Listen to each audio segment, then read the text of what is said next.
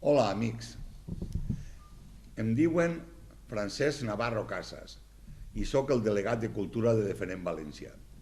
Des de Defenem València tenim previst crear un programa que vos arribi a vosaltres per mediació de Televisió Valenciana i en el qual siga el crit de València. Ixe té que ser, i és el nostre títol, el crit de València.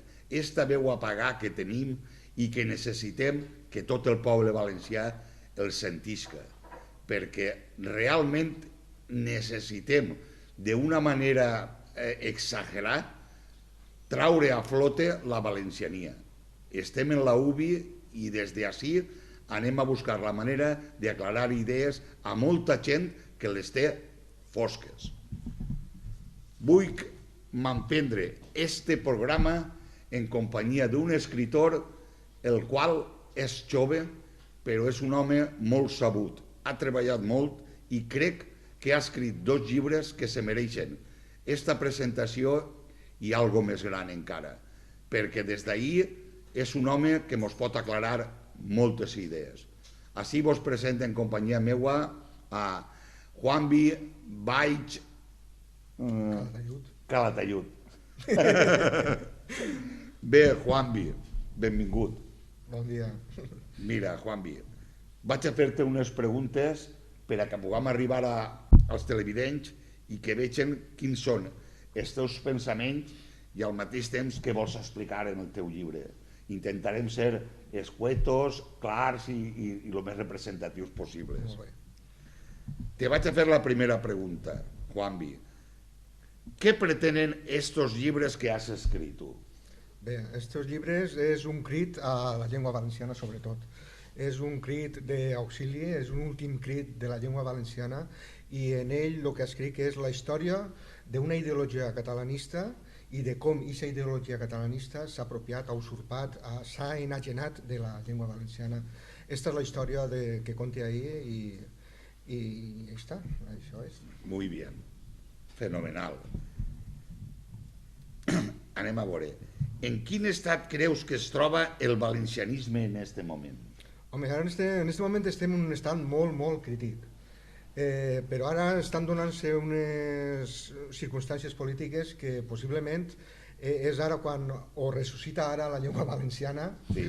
és ara o ja no ressuscitarà mai. En aquest punt estem. És cert, és cert. Aquestes últimes investigacions i aconteciments quasi ens fan, per lo menos, preveure que puguen ser en un horitzonte distint al que portàvem. Exacte, Està clar. sí. Bueno, anem a veure.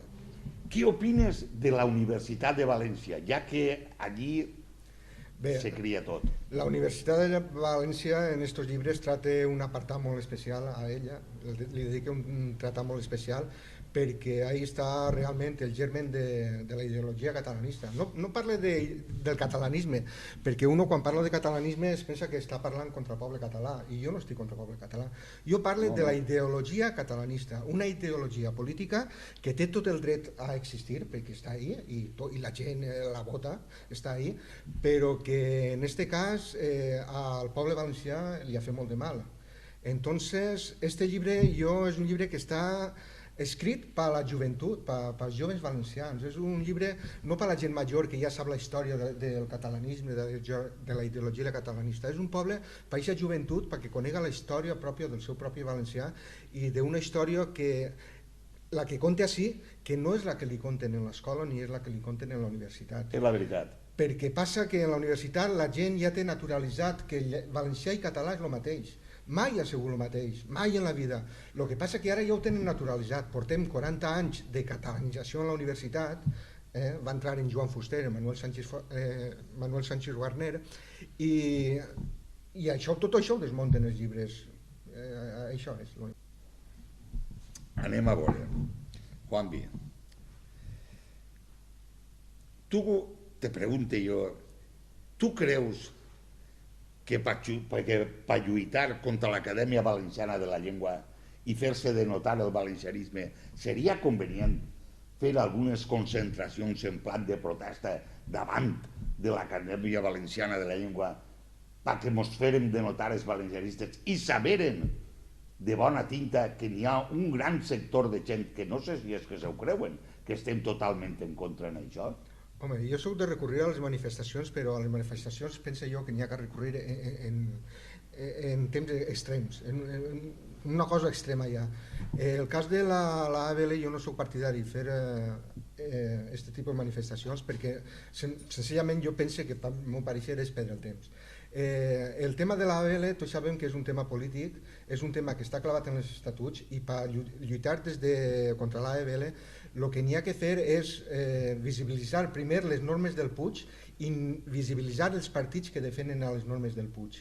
En el moment que es visibilitza tot això, entonces és quan la gent pot obrir-se un poc els ulls, perquè no n'hi ha que comprendre que molta gent no sap el que són les normes del Puig, inclús no saben el que són les normes de Castelló.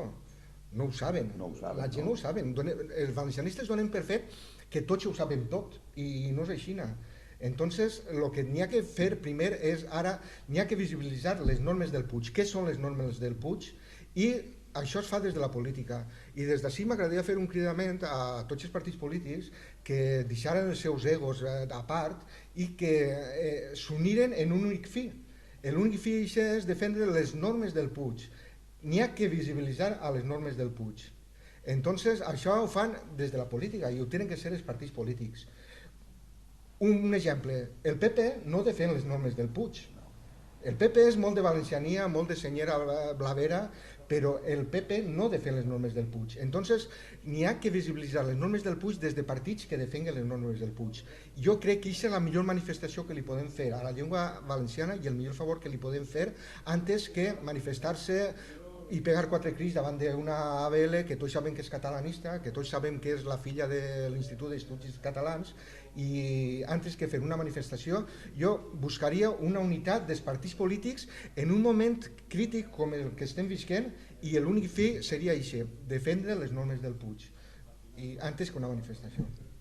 Seguit esta pregunta, perquè crec obligat dir-te-la, a vegades sentint-te dic, serà una utopia el que diu Juanvi, perquè el 90% dels partits, uns perquè no volen tacar-se com pugui ser el PP, Ciutadans i tots estos, només que tenim forces polítiques com pugui ser Unió i Germania, són valencians i el recient aparegut Vox, els únics que realment porten en el seu programa la defensa de les normes del Puig. Avant també està. Avant també, sí. Poble també. Però estem parlant de partits molt minoritaris, ahir estem parlant d'algo que és molt, molt, molt minoritari. Però és que parlant d'utopia, és que n'hi ha que viure, sense utopies no n'hi ha somnis, sense somnis no n'hi ha il·lusions, sense il·lusions no n'hi ha esperança. Entonces, és una manera de, si ja només pensen això, que requeriria un 100% d'eficàcia, si alcancem un 50%, benvingut siga el tema. Però jo penso que el principal és visibilitzar les normes del Puig. Qui està lluitant, quin partit està per les normes del Puig. I això és el principal.